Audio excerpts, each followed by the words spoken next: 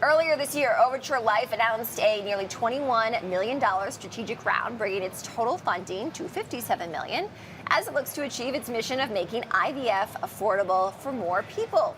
And joining me now with more is Hans Gangaskar, Overture Life's CEO. Did I get that right? Yeah. Gangaskar. Correct. Thank you so much, Hans. Okay, it's great to have you on the show today.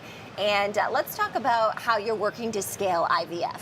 Absolutely. So we are working to automate the embryology lab. So every IVF clinic is really a medical office and an embryology lab that are wall to wall.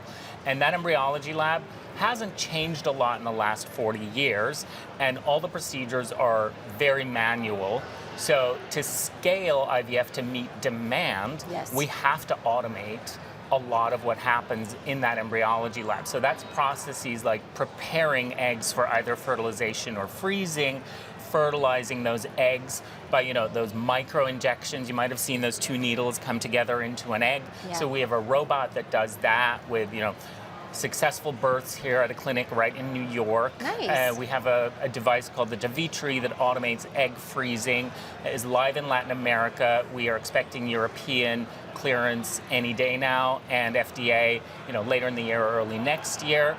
So really exciting to see this come to reality. But part of the mission of Martin Varsovsky, who founded the company and is also the founder of one of the largest IVF networks here in the US, was realizing that you can't scale fast enough by hiring into these embryology labs. So we have to automate, because we're now seeing clinics doing, 5,000, 6,000 cases or cycles, as we say in the field, and pushing forward. And clinics are poaching these embryologists from each other, so tenures are shortening. And there are obviously some real rock star embryologists out there who perform miracles every day, but we're also seeing clinics with turnover where rates vary, so automation can really help that. Interesting. Okay, this is so fascinating, Hans. So I do want to talk about, in terms of the scientific and regulatory landscape, do you see IVF get treated the same as other areas of healthcare? And if not, I'm guessing that is probably the opportunity that you see here.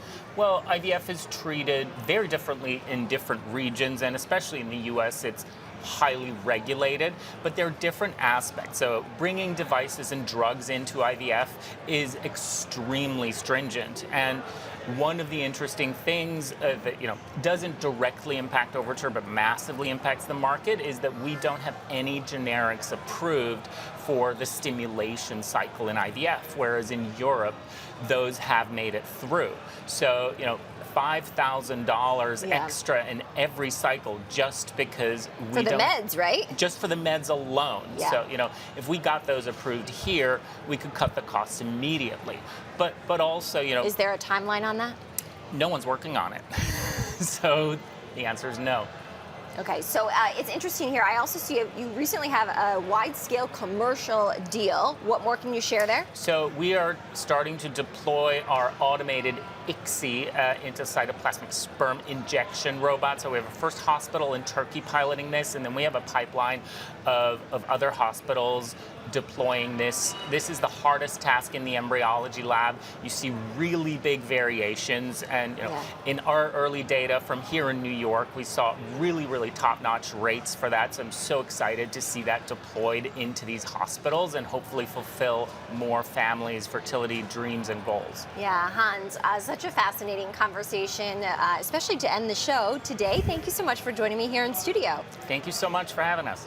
Hans Gangaskar, he is Overture Life's CEO. Thanks again to Hans.